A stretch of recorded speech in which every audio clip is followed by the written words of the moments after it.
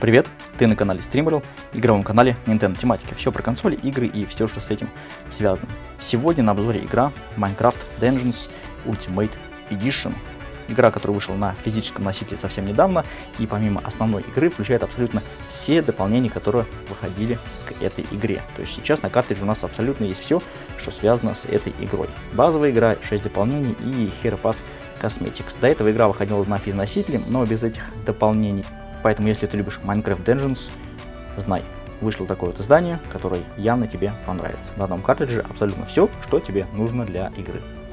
Как написано на коробке, в игру можно играть от 1 до 4 человек на одной консоли. При этом нужен всего один джойкон на человека. То есть, по сути, берешь Nintendo Switch, отсоединяешь джойконы, один берешь себе, другой другу, и, в принципе, вдвоем вы можете играть локально в Minecraft Dungeons, что очень приятно. Также поддерживается режим онлайн, в котором можешь кооперироваться с друзьями или с другими игроками в онлайн и, собственно, нагибать подземелья боссов и прочих разных мобов. Игру я буду обозревать в традиционном портативном режиме, потому что консоль Nintendo Switch это в первую очередь портативная консоль. Пока игра начинается, немножко тебе о ней расскажу, что же это за жанр такой. Это, по сути, Diablo на минималках, потому что от Diablo здесь как бы есть элементы, да, но не все. И также это как бы вроде Майнкрафт, но в то же время и не Майнкрафт, потому что здесь даже нет кирки и блоков, которые можно разбить либо построить. Сразу хочу обратить внимание на то, что шрифт достаточно мелковатый, и при игре Nintendo Switch Lite, наверное, возникнут проблемы. Когда ты начинаешь игру, ты выбираешь персонажа своего, и также героя можно настроить. Когда ты выбираешь персонажа, да, максимум, что можно выбрать, это просто его стиль, все, только его стиль. То есть, если думаешь, что это здесь какая-то RPG полноценная, то, к сожалению, нет. Какой-то класс персонажа выбрать здесь нельзя. Можно просто настроить его визуал. Кстати, музыка в игре достаточно такая неплохая, спокойная, но саундтрек не супер какой-то мощный, не как в Xenoblade Chronicles, да, в той же. Поэтому давай начнем с тобой игру, я тебе расскажу вообще и покажу, что у меня есть. Я поиграл на нее достаточно немного, но в целом мне стало все понятно про эту игру. Как я тебе уже сказал, стилизована она под Minecraft, но от Minecraft здесь только стиль. Захотели сделать вроде RPG, как Diablo, да, но получилось не совсем RPG, потому что здесь очень мало того, что можно прокачивать, и невозможно выбирать того персонажа, за кого ты будешь играть. Это наше лобби. Лобби, в котором есть выбор миссий, и также есть различные торговцы. Торговцы появляются по мере того, как мы проходим ту или иную миссию. Миссий здесь достаточно много, и карта такая достаточно большая. Но как бы карта не единая, и мир не открытый, а каждая миссия представляет себя такую небольшую карту, которую нужно пройти и собрать на ней все, что только есть. Основной материк — это основная игра. Также есть островные королевства, это DLC-шки, которых нету, как я понял, в основной версии игры, и какие-то другие измерения. Здесь показывается наша основная миссия, то есть нужно вернуть все очки края в крепость.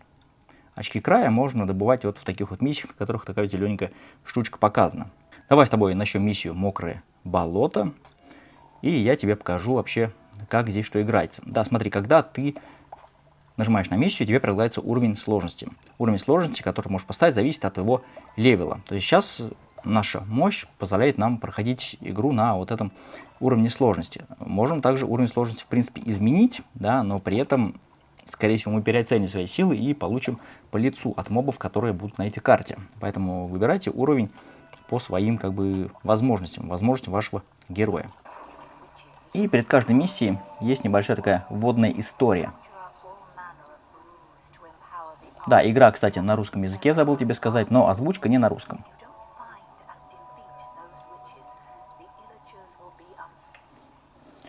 И мы здесь начинаем. Давайте теперь расскажу про интерфейс вообще в целом. Что у нас есть? Ну, есть сам наш персонаж. И здесь вот снизу показаны кнопки управления. Если нажать вверх, откроется наш сундучок, в котором различные обмундирования у нас есть. И также статы по нашему персонажу. На самом деле, хочу тебе что сказать. Есть уровень 12 и мощь 14. Да, но при этом каких-то характеристик у персонажа нету.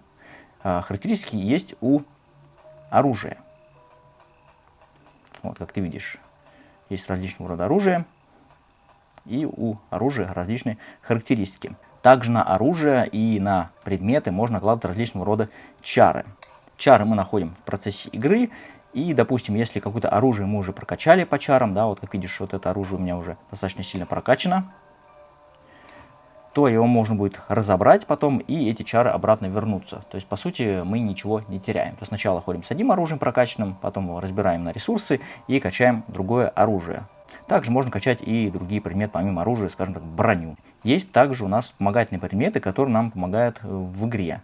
То есть у меня сейчас есть ботинки скорости, которые помогают быстро двигаться. И есть также бледная поганка, которая увеличивает скорость атаки и движения. На самом деле здесь предметов всяких разных много в процессе игры находится.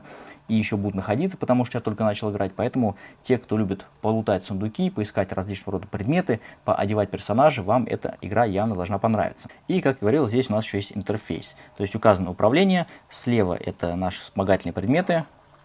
Когда мы их используем один раз, показывается шкала, когда можно активировать предмет в следующий раз. Также у нас есть постоянная хилялка на L. Она нас хиляет и также восполняется. Когда мы ZR нажимаем, это наше стрелковое оружие. И на А это бить. Бегаем по плоскочу, бьем, используем предметы и, собственно, находим различного рода сундуки, секреты и подземелья.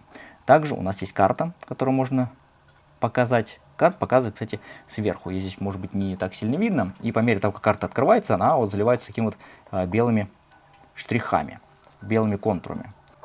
Ну что ж, пойдем побегаем, побьем мобов, и я тебе вообще расскажу в целом, как это происходит.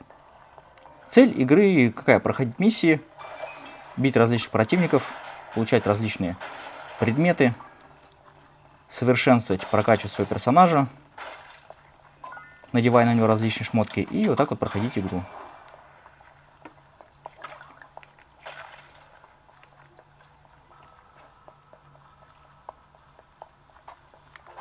Да, смотри, когда мы берем такой динамит на А, да, мы не можем стрелять из лука до тех пор, пока мы динамит не кинем.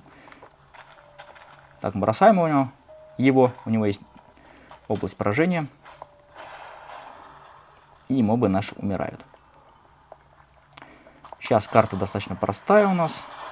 Мобы нам особо вреда не наносят. Хотя вот этот какой-то душный парень попался. Смотрите-ка, да? Вот яблочко возьмем, скушаем, похиляемся. Когда берем яблочко, кушаем, оно нас постоянно восполняет в плане нашего здоровья. В целом игра вообще достаточно простая для освоения. И достаточно интересная, как по мне. То есть прикольно походить, порубать различных противников, пособирать монетки, пооткрывать сундуки, поизучать подземелья. Особенно прикольно играть, наверное, с другом. Но друзей, как я говорил уже, у меня нету, поэтому я играю один. Да, кстати, вот так показывает нам контрольные наши точки, куда нам нужно идти. Но в целом здесь и так все понятно. Тут как карта небольшая, она представляет себе такой некий коридор с ответвлениями. План навигации здесь ничего сложного нету. Игра идет где-то 30 FPS, не меньше. Просадок я здесь не наблюдал, но на некоторых картах я наблюдал некие фризы, особенно на первой, когда подгружается одна локация, не локация, а какой-то кусок карты подгружается, и был такой микрофриз. То есть, если сейчас он будет, я тебе об этом скажу. Но на первой карте такое точно было. Да, когда игра, кстати, начинается, естественно, первая наша миссия, это типа обучение, достаточно простое, рассказывает, как что делать. Вот, и дальше мы, соответственно, уже предоставлены сами себе, открывается нам вот эта большая карта, на которой мы выбираем, куда нам пойти. Можно выполнять как основные миссии, так и дополнительные, качать персонажей, потом проходить основную историю. Поэтому кому как удобно. То есть есть где побегать, есть чем позаниматься, и игру, кстати, чтобы полностью пройти, нужно пройти 3 раза. Я тебе рассказывал уже о том, что есть уровень сложности, который мы выбираем перед миссией, но также есть сложность игры. То есть сейчас я играю на самой простой сложности. Когда игра пройдется, откроется дополнительный уровень сложности, и после того, как я пройду игру на следующем уровне сложности, откроется последний уровень сложности, на котором также можно пройти игру. Да, кстати, давайте я покажу, что будет, если умереть. Мы погибли, и осталось 2 жизни у нас. То есть всего нам дается 3 жизни на каждую миссию. И после того, как эти жизни заканчиваются, естественно, нас отправляет обратно в нашу деревню, в наш лобби, где мы начинаем все сначала. Сейчас нам на карте показывают, что нам нужно сделать, куда нам пойти и что уничтожить. Так как я играю на уровне сложности равный моему персонажу по силе, а может быть даже чуть меньше, поэтому мобов я убиваю достаточно просто. Если поставить уровень сложности выше, естественно, они будут убиваться намного сложнее, и причинять урон они будут намного выше. Саундтрек, как я уже сказал, достаточно простой, особо не запоминающийся, поэтому обращать на него внимание не стоит. Хотя могли бы они более как-то музычку разнообразить, сделать ее более динамичной, более драйвовой, хотя бы в тех моментах, когда начинается, допустим, босс-файты, либо количество врагов на экране много, чтобы это добавляло эпичности битв, но почему-то они этого не сделали. Так, теперь нужно найти котел. Ну, найти котел несложно, потому что нам показывает, куда нам идти. То есть игра нам постоянно подсказывает, куда нам идти и что делать. Открытого мира, как такового, я уже сказал, нету. То есть карта не единая большая, да, а весь мир создан из отдельных миссий, которые мы проходим и получаем за прохождение определенные бонусы. Так, сейчас мы попали в данжен, и смотри, странник края. Да, здесь бывают странники края, которые постоянно нам попадаются, и их нужно убивать. О, боже мой. Хил, быстрее, хил. О, no. Так, куда-то мы пропали, упали. Да, можно делать перекат еще на АЗТР. Да что ж ты будешь делать-то? Отстаньте от меня. Какая-то хрюшка с сундуком. Ты злые. Вы что, совсем с ума сошли, что ли? Вы что делаете-то? Дикие, вы что делаете? Мало того, что здесь страж, еще всякие мобы бегают. Так, остался последний шанс. Ребята, что делать? Подскажите. Как душнилы вообще. Ну, вот, собственно, и поиграли.